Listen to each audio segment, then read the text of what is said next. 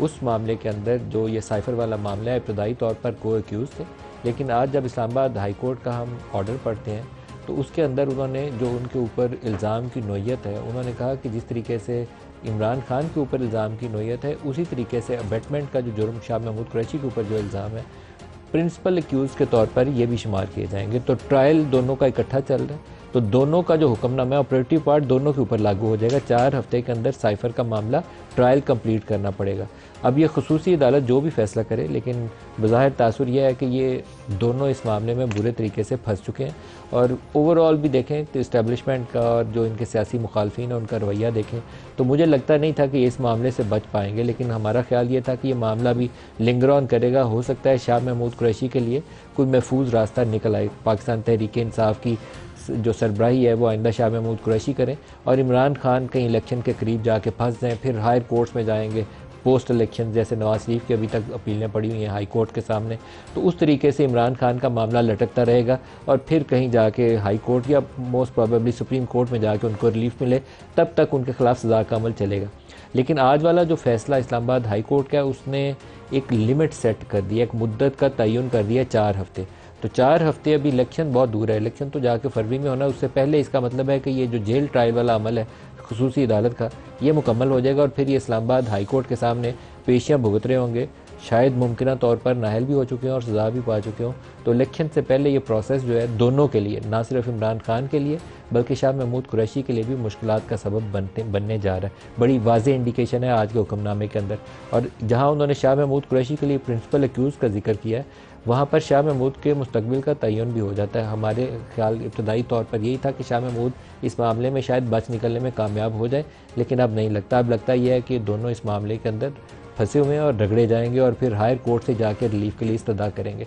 पाकिस्तान तहरीक इंसाफ का मुस्तकबिल वो मुश्किलात का शिकार नज़र आता है। एक तो वैसे ही है कि कोई बंदा इनकी जमात का जिसने नारा लगाया हो या इमरान खान की हिमायत का जिक्र कहीं कर दिया हो गलती से, वो या उठाए गए या मिसिंग हो गए या उनके कारोबारों के ऊपर ऐसी अफ्ताद पड़ी कि उनको मजबूरन आके प्रेस कॉन्फ्रेंस करनी पड़ी और अलहदगी का ऐलान करना पड़ा। एक ग्रुप तो वो था जिसने पाकिस्तान तहरीक इंसाफ को पहले ही छोड़ दिया।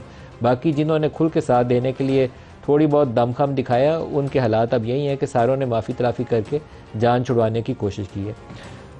उनके ऊपर काबिल रहम भी है बहुत सारे लोग जो ऐसे हैं, जैसे मैं उस्मान डार का कई दफ़ा हवाला देता हूँ, जो कुछ उसके साथ हुआ उसके बाद उसने यही कुछ ही करना था। लेकिन ये फहरिस्त लंबी है और अभी मज़ीद लंबी होती जाएगी और जो साथ नहीं छोड़ेगा और या इलेक्शन के दिनों में जो उसका खुल के साथ देने की कोशिश करेगा, मुझे लगता यह है कि वो भी इन्हीं मुश्किलात का शिकार होगा। तो एक तरफ मैदान बंद होगा पाकिस्तान तहरीक इंसाफ या उससे जुड़े हुए लोगों के लिए और दूसरी तरफ PMLN के लिए ये मैदान खुला होगा, या इस्तेहकाम पाकिस्तान या परवेज़ खट्टर के लिए ये एक ओपन ग्राउंड होगी जहाँ वो अपने कैंडिडेट्स फील कर सकेंगे।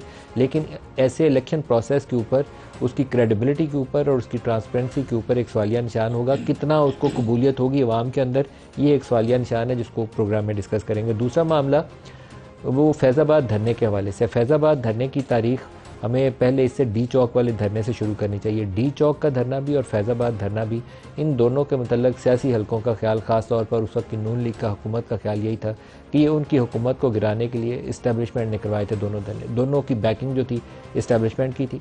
फैज़ाबाद धरने में भी 126 रोज़ इमरान खान बैठे हुए थे। डी चौक का धरना एक और सूरत में तहरीक लब्बैक आई थी, लेकिन उसके ऊपर भी इल्ज़ाम यही था कि इसके पीछे भी बैकिंग इस्टेब्लिशमेंट की थी। उसमें जनरल फैज़ के हवाले से अबसार आलम ने जो इल्ज़ामात लगाए थे, सुप्रीम कोर्ट ने उसके ऊपर एक कमीशन, तहकीकाती कमीशन का मुतालबा किया था, ऑर्डर किया था। मुतालबा तो हम जैसे लोग करते हैं, उन्होंने हुक्म दिया था कि इसके ऊपर कमीशन बनाया जाए। जो कमीशन के लिए हुकूमत ने 3 नाम दिए हैं, वो पुलिस के 2 रिटायर्ड IGs हैं जिनके नाम सामने आए और एक तीसरे वज़ारत दाखिला के अफसर हैं। अब अगर पाकिस्तान में कोई ये बंदा यकीन करता है, मैं बड़ी ज़िम्मेदारी के साथ ही बात कहने लगा हूँ कि कोई रिटायर्ड पुलिस अफसर, खा वो IG हो या इवन सर्विंग IG हो, वो किसी जनरल का और वो भी रिटायर्ड DG ISI का ट्रायल कर सकता है और उसको तलब कर सकता है, तो बहुत खाम ख्याली में है।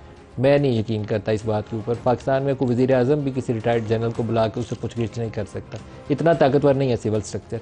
तो आपको अगर तहकीकात करनी थी तो तहकीकात के लिए पहला स्टेप ये होना चाहिए था कि आप फ़ौज से ही उनसे अफसर लेते, हाजिर सर्विस किसी जनरल से या रिटायर्ड किसी जनरल से, उसको उसकी सरबराही में कमीशन बनाते और उसको ये ज़िम्मेदारी दी जाती कि आप 4 या 6 हफ्तों के अंदर इसके ऊपर रिपोर्ट दें। ये एक नॉन स्टार्टर होगा, ये काम आगे बढ़ेगा नहीं। बढ़ेगा भी तो कुछ ऐसे लूले लंगड़े तरीके से बढ़ेगा कि इसमें से कुछ भी नहीं निकलने वाला। जो इल्ज़ामात थे वो शायद इल्ज़ामात ही रहे और तहकीकात मुकम्मल ना हो। अब सार आलम ने भी इसके ऊपर तहफ़्फ़ुज़ात का इज़हार किया, लेकिन सुप्रीम कोर्ट का ख्याल यह है कि चलो एक शायद नई बिगनिंग हो जाए, देखते हैं, नहीं तो दोबारा सुप्रीम कोर्ट के सामने 8 हफ्ते के बाद मामला आएगा। मेरे ख्याल में सुप्रीम कोर्ट को इस पर क्लैरिटी रहनी चाहिए थी कि what is doable in Pakistan, this is not doable in Pakistan. क्या काजी फायज़ साहब ये तवक्को रखते हैं कि एक रिटायर्ड पुलिस अफसर किसी जनरल को बुलाए और उसका कर ले, एहतसाब कर ले? नहीं हो सकता। जो कुछ चीज़ें उन्होंने उसमें शेख रशीद ने अपनी दरख्वास्त भी वापस ली थी, तो उन्होंने 3-4 ऑब्जर्वेशन दिए हैं, बड़ी पावरफुल ऑब्जर्वेशन है। मैं आपको उसका जिक्र करना चाहूँगा। मुल्क में नफ़रतें फैलाने का सिलसिला बंद होना चाहिए। अपने मुल्क के सबसे बड़े दुश्मन हम खुद हैं। कोई सड़कें बंद करके जलाओ गिराओ करके मुल्क के साथ मुखलिस नहीं है। ये डी चौक में भी और फैज़ाबाद में भी दोनों, और जितने शहर बंद हुए थे, लॉकडाउन लाहौर, लॉकडाउन फैसलाबाद, फिर लॉकडाउन इस्लामाबाद, वो वाक़या जिस दिन फिर चौधरी निसार ने यहाँ पेशावर से आने वाले लोगों को रास्ते में मोटरवे के ऊपर पेशावर इस्लामाबाद मोटरवे पर रोका था, और पूरी रात जहाँ शेलिंग जो कुछ हुई थी वो हमारे सामने है। जलाओ गिराओ का कहते हैं तो इस पर खड़े भी रहें, कहें ना कि हमने करवाया था। दोबारा मौका मिले तो क्या फिर मुल्क की खिदमत करेंगे? ये चीज़ें हैं जो सुप्रीम कोर्ट पूछे। सियासतदानों को भी कुछ होश के नाखून लेने चाहिए, वो कुछ करना चाहिए जो एक सियासतदान को ज़ेब देता है, वो कुछ नहीं करना चाहिए जहाँ पर लोग आपको कहना शुरू कर दें कि आप कठपुतली हैं, किसी और के इशारे के ऊपर नाच रहे हैं। और ये इसका इतलाक सिर्फ इमरान खान के लिए या शेख रशीद के लिए नहीं है, नवाज़ शरीफ उसकी सबसे पहली मिसाल है, पीपल्स पार्टी उससे दूसरी मिसाल है। तो इससे आगे बढ़ें, मुल्क का सोचें, अपने वोटर्स का, आवाम का सोचें, तो फिर रास्ता मिलेगा।